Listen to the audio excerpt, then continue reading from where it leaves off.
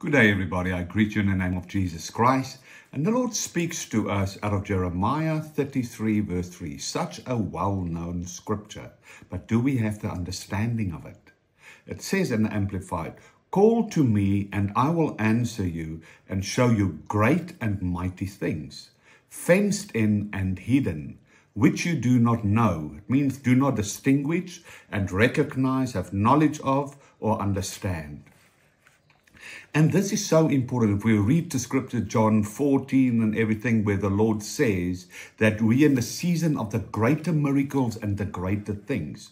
So where we in now is the manifestation of the greater things of God. And here God gives us the keys, how to step into that. He says, "Call to me, I will answer." It means seek him, search him, pursue him with an honest, with an upright heart.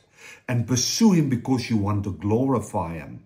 He said, "I'll show you mighty things fenced in and hidden." There are so many things inside of us that are still in hiddenness, that have not been revealed and exposed to us yet. But we need to know it as kings representing God here on the earth.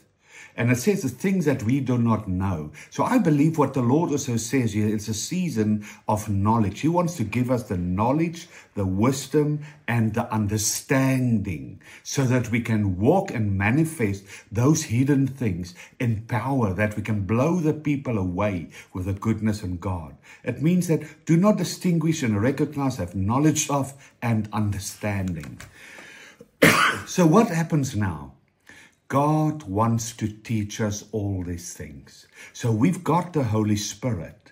We've got the Spirit of truth that wants to teach us, that wants to show us so that we can glorify him.